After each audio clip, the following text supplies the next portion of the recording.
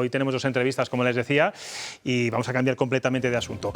Mañana se presenta un estudio sobre el éxito de las empresas del middle market en Castilla y León. Es un informe elaborado por la Fundación Creciendo, una organización que nació tras la crisis de 2008 para asesorar a empresas que ni son pymes ni grandes industrias. Hablamos sobre todo de empresas intermedias. En España hay unas 1.800 que pues mueven parte importante de la economía española y de hecho equivalen al 18% del PIB. Un club en el que varias empresas de Castilla y León ya están incluidas, y para hablar de ellas está con nosotros Rafael Vaquero, que es el director general de la Fundación Creciendo. ¿Qué tal? Buenas noches. Buenas noches, José Luis. Muchas gracias. Estamos hablando de empresas que facturan entre 50 y 500 millones de euros y que tienen entre 250 y 3.000 empleados y 3.000 trabajadores. ¿Qué papel ocupa Castilla y León en este, como decía, club selecto? Pues nosotros en la Fundación nos hemos agrupado a las 130 mejores empresas más excelentes de ese segmento, de esas órdenes de magnitud, y 9 son de Castilla y León. Entonces es una representación un poco superior al número de empresas que proporcionalmente tiene Castilla y León respecto al total de las empresas españolas. Es curioso, pero el 60% de las empresas de este tamaño intermedio en Castilla y León se sitúan en municipios de menos de 20.000 habitantes. Cualquiera pensaría lo contrario, que se instalan en las grandes urbes. ¿Por qué se instalan más en el medio rural? Pues esto es un aspecto diferencial. Nosotros a ese segmento de empresas que facturan entre 50 y 500 millones y entre 250 y 3.000 empleados las hemos denominado las ETIs, las empresas de tamaño intermedio, ¿no? Que administrativamente son grandes, están reconocidas como grandes empresas, pero que creemos que el escalón de la pyme a la grande tiene que ser más escalonado. Entonces tienen que estar las pymes, luego son las ETIs, que son el de las empresas que estamos hablando hoy, y luego las grandes. Se hace un escalón un poco más progresivo porque en este país tenemos un problema de tamaño empresarial. Nuestro tamaño empresarial es un 21% de media del tamaño de nuestras empresas, más pequeño que la Unión Europea. Entonces, cuando uno mira este segmento, el atributo que te has dicho es un aspecto fundamental. Este segmento de empresas, entre 50 y 500 millones, están en mayor proporción que la gran empresa fuera de Madrid y Barcelona. Y en el caso de Castilla y León es que es más exagerado. Nosotros, el 40% de las empresas de la Fundación están en municipios de menos de 20.000 habitantes. En el caso de Castilla y León, todo este segmento de las ETIs, el 60% están fuera de estos municipios. Con lo cual, es una oportunidad que tenemos como país tremendo para generar la cohesión social, ¿no? Y que la gente no tenga que moverse de sus municipios de origen a desplazarse a Madrid, Barcelona, las grandes ciudades, sino poder trabajar donde uno ha nacido, y este segmento ofrece esas posibilidades. ¿Le cuesta a las empresas de Castilla y León crecer? ¿Es un problema propio o es algo extendido al resto de comunidades autónomas? A ver, si hablamos en conjunto de las empresas, ¿no? A ver, yo creo que las empresas de Castilla y León no son diferentes a las empresas que tenemos en el resto del territorio nacional. Es verdad que España, Castilla y León tiene, yo diría que dos matices especiales, ¿no?, que nos enfrentamos como comunidad autónoma. Uno es el reto demográfico y otro es el reto del tamaño de nuestras empresas. Sí que es verdad que la proporción de empresas en España, en Castilla y León, son inferiores a la media nacional, que ya de por sí es baja, ¿no? Nosotros, España es un país donde el 99,8% de las empresas son pymes. En el caso de Castilla y León es un poco más grande. O sea, Castilla y León representa aproximadamente un 5% del total de las empresas de España, pero solo tenemos un 2,7% de las grandes empresas de España. Entonces, es verdad que en Castilla y León tenemos un problema del tamaño empresarial. Ustedes se autodefinen como una comunidad de empresas españolas excelentes. ¿Qué les hace a las empresas llegar a este nivel? Pues buena pregunta, porque muchas veces es muy complicado. O sea, yo creo que como país tenemos que estar orgullosos de las empresas que tenemos, ¿no? O sea, si uno mira un poco lo que ha pasado en España, hace 30 años en España no había tampoco grandes multinacionales, y hoy las tenemos. O sea, hoy algunos bancos son realmente multinacionales, tenemos empresas del sector textil, grandes multinacionales. Y es muy complicado separar lo bueno de lo excelente. Nosotros sí que vemos que hay un atributo que es diferencial, que es la figura del CEO. El CEO, el líder, la visión. Muchas veces dices, oye, ¿y qué cambia? Pues es esa ambición, esa visión que puede tener, esa capacidad para ejecutar esa hoja de ruta. Normalmente la figura del líder de estas compañías es el factor determinante un poco en lo que puede determinar el crecimiento de la compañía. Juega un papel fundamental. El principal problema que tienen ustedes es que, lo decía antes, no son pymes, tampoco son grandes empresas, no se benefician de algunas ayudas, de algunas ventajas fiscales. ¿Cuáles son los beneficios entonces? Estar en un limbo ahí un poco extraño, ¿no? Pues yo creo que no hay ningún beneficio. No hay ningún beneficio. Trabajar y trabajar. Yo creo que a veces lo decimos un poco de broma, ¿no? Son esas empresas tontorronas. Y es una pérdida de oportunidad que tenemos como país. O sea, para mí son la joya de la corona. O O sea, España necesita empresas más grandes. Y un poco el propósito de la Fundación fue ese. O sea, necesitamos que en España haya más empleo y de más calidad, y este empleo se tiene que hacer en el sector privado. Y en el sector privado, el segmento que tiene más oportunidades para hacerlo es estas empresas que son entre 50 y 500 millones porque tienen la capacidad de ejecución de una grande con la agilidad de una pequeña. Entonces, estas son las empresas. Entonces, ¿qué ocurre? Hoy en día, administrativamente son grandes, pero espero que estés de acuerdo conmigo que una empresa que factura 100, 200, 300 millones no es una gran empresa, no es una empresa de miles de millones. Entonces, ¿qué ocurre? Toda la normativa viene por Europa. Europa es la que, con su directiva, que clasifica entre pymes y grandes, pero ahora mismo hay un poco de esperanza. Nosotros desde la Fundación estamos promoviendo, y también hay otros socios europeos, llevamos varios años trabajando con la Comisión Europea para cambiar este paradigma y que sea más escalonado. La Comisión Europea a finales del año pasado en el SME Relief Package sacó y dijo, oye, reconozco que esto existe, hay un segmento, yo lo denomino las ETIs, que es como lo hacen los franceses, yo lo llaman las mid-caps. Entonces, ellos ya han reconocido que este segmento existe, que esto es una realidad, y se han comprometido a buscar una definición armonizada a nivel europeo sobre cómo definir el umbral del segmento. ¿Qué ocurre? Que Europa es muy diversa. Entonces, ¿dónde ponemos el umbral? En la parte superior vamos a tener siempre conflictos porque tenemos algunos países más pequeños donde no discriminaríamos. De momento pinta que la Comisión Europea se decanta por dividir este segmento en dos categorías, la Small Mid Cap y la Mid Cap. Nosotros decimos que eso es poco ambicioso, ya que lo haces bien. Y es que es importante porque a nivel continente y a nivel país nos la jugamos, ¿no? O sea, nosotros tenemos que tener hablamos de reindustrializar Europa y este es el segmento que concentra la proporción de empresas industriales. Entonces, los competidores de estas empresas muchas veces no son españoles, algunas veces son europeos, pero principalmente están fuera de España. Y las reglas del juego no son las mismas. Entonces sí que creemos que es importante que progresemos, que hagamos ese salto más escalonado, pyme, ETI grande. La Comisión Europea ya está trabajando en esta dirección. A nivel España lo que decimos es, oye, si esto se demora un poco, repliquemos el modelo francés. ¿Y la Fundación Creciendo qué es lo que pretende? Digamos que las empresas, estas medianas empresas, entren en esta fase, digamos, en este club, para luego dar el salto a la siguiente fase y se conviertan en grandes empresas, o no van por ahí los tiros. Sí, o sea, nosotros, nuestra vocación, toda fundación tiene un fin fundacional y el nuestro es más empleo y más calidad en España. Y para eso, insisto, el análisis lo hicimos es este segmento, con lo cual lo que hicimos fue, hace 10 años, ser pioneros. De hecho, nos recibió el Rey, estamos en el 10º aniversario, a principios de año en audiencia por nuestro aniversario, y es, oye, vamos a juntar a los mejores porque las características de esas empresas son diferentes de la pyme y de la grande. Los retos son los mismos, pero las soluciones de la pyme y la grande. Vamos a juntarles con el objetivo de inspirarles en la excelencia, en cómo crecer. Oye, pues hablamos de temas de internacionalización, de financiación, de crecimiento inorgánico, de cultura y talento, de disrupción tecnológica. Vamos a juntarles porque si juntamos a los mejores y entre ellos ponemos el terreno de juego para tratar estos temas, estas empresas crecerán en excelencia y por lo tanto crecerán en facturación y generarán más empleo.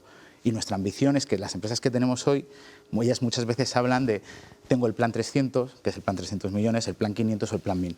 Y nuestro objetivo, y yo estoy convencido que entre las 130 empresas que están en la Fundación están las próximas grandes empresas que vamos a tener en este país. ¿Qué pueden hacer las administraciones autonómicas? Por ejemplo, mañana va a estar, entiendo que con el consejero de Economía, ¿qué le va a pedir? Pues sensibilidad. Sensibilidad hacia este segmento. Este segmento ha estado desconocido por toda la administración, ¿no? Porque, como insisto, que estaba categorizado en gran empresa, que tenga sensibilidad y que los mecanismos que estén a su disposición que los use para impulsar a estas empresas. Estas empresas no vamos a pedir, porque estas empresas están donde han llegado no por ayudas públicas, ¿eh? Estas empresas han llegado donde han llegado por méritos propios.